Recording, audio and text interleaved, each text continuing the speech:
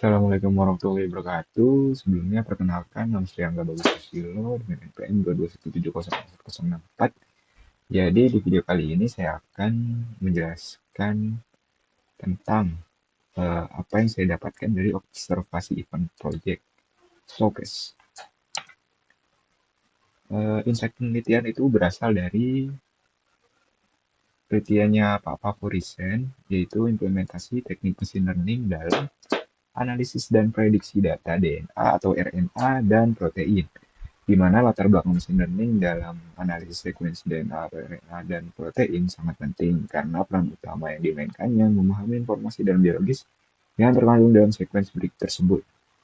Berikut beberapa alasan mengapa machine learning menjadi alat yang kuat dalam analisis sekuensi biologis. Itu karena volume data yang besar, kemampuan mengelompokkan, klasifikasi, prediksi struktur protein, analisis motif, identifikasi variasi genetik, analisis ekspresi gen, dan lain sebagainya. Topik risetnya yaitu prediksi pas translational modification pada sequence protein, imbalance data pada sequence, penerapan machine learning dalam masalah prediksi DNA atau RNA dan protein, penerapan deep learning pada masalah prediksi DNA atau RNA dan protein. Kaitan topik riset Pak Papo dengan niche saya, yaitu terletak pada aspek pengolahan data dan pengambilan keputusan berbasis metode. Aspek-aspeknya yaitu pengolahan data, model pengolahan data, dalam metode SAW, data laptop seperti harga, performa, dan daya tahan baterai dianalisis untuk memberikan rekomendasi terbaik. SAW memerlukan normalisasi data dan bobot untuk menghasilkan keputusan yang optimal. Lalu pada topik topik Pak Favo, data atau RNA dan protein diolah untuk menemukan pola atau membuat prediksi terkait sekuensi biologis. Proses ini juga memerlukan pengolahan data dalam jumlah besar dan algoritma prediktif. Lalu yang kedua itu model pengambilan keputusan.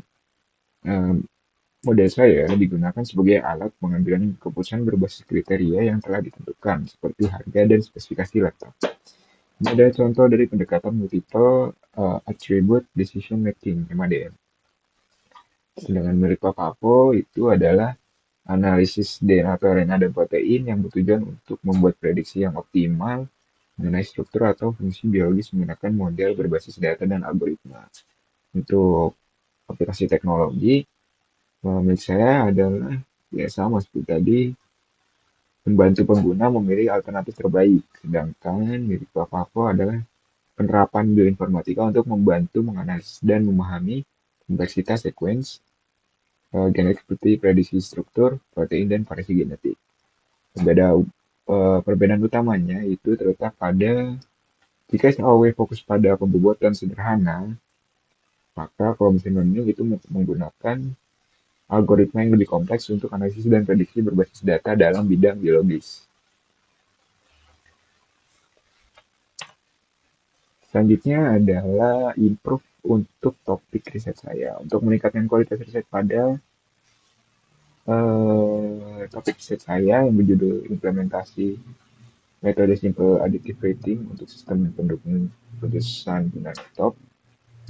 Berparameter dari topik riset tentang machine learning dalam analisis dan prediksi data DNA dan atau RNA dan protein dapat diadopsi dan disesuaikan. Berikut aspeknya. Yang pertama adalah penggunaan data yang lebih besar, lebih kompleks dan volume besar. Yaitu jika riset milik Pak Pavo, dia lebih menekankan pengolahan data dalam volume besar, sekuensi DNA atau RNA yang kompleks.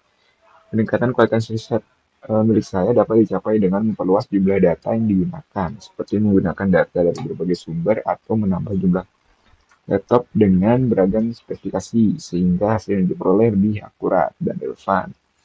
Penerapan metode big data atau data mining pada laptop bisa dilakukan, sehingga pengambilan keputusan lebih efisien dengan mempertimbangkan lebih baik variabel dan kemungkinan hasil. Yang kedua ada penanganan data yang tidak seimbang. Dalam riset Pak Pavo, imbalance data yang tidak seimbang seringkali menjadi masalah dan algoritma khusus digunakan untuk menanganinya. Dalam konteks SAW, masalah yang sama bisa terjadi jika satu kriteria sangat mendominasi yang lain, misalnya harga terlalu berpengaruh dibanding performa. Teknik untuk menangani data tidak seimbang seperti penyesuaian bobot atau pengelompokan variabel bisa diintegrasikan untuk memastikan hasil yang lebih seimbang. Ini bisa dilakukan dengan memperkenalkan penyesuaian otomatis pada bobot kriteria dalam SAW berdasarkan preferensi atau kebutuhan pengguna. Yang ketiga ada penerapan algoritma machine learning untuk prediksi dan pengelompokan. Jika milik Pavlov memungkinkan klasifikasi dan prediksi hasil, misalnya prediksi struktur protein atau variasi genetik. Untuk meningkatkan kualitas riset SAW, pendekatan machine learning dapat diintegrasikan seperti penerapan algoritma klasifikasi untuk membantu pengelompokan network berdasarkan profil pengguna atau analisis prediktif terkait kebutuhan masa depan, misalnya memprediksi kebutuhan perangkat keras berdasarkan perkembangan software.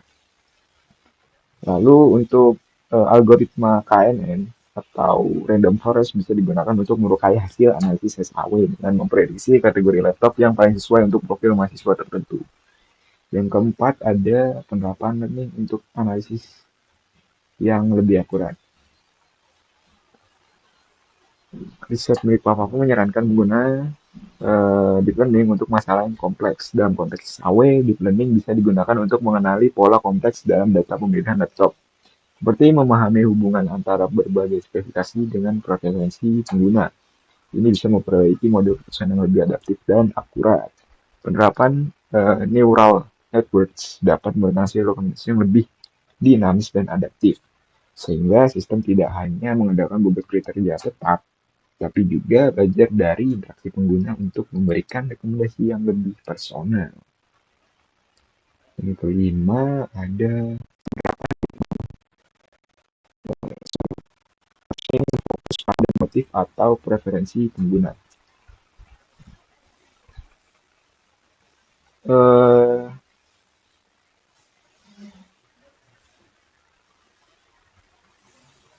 Penelitian Pavlov di bidang biologis mengidentifikasi motif atau pola penting dalam sekuens genetik.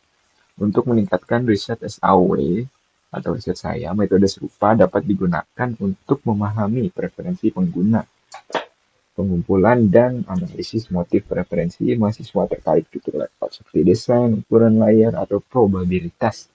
Bisa digunakan untuk memperkaya model keputusan.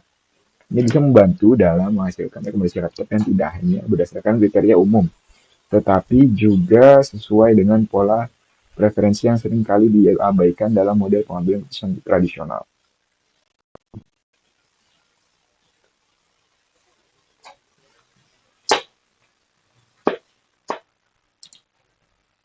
Sekian, terima kasih. Mohon maaf bila masih terdapat banyak sekali salah kata dan tulisan. Saya akhiri. Wassalamualaikum warahmatullahi wabarakatuh.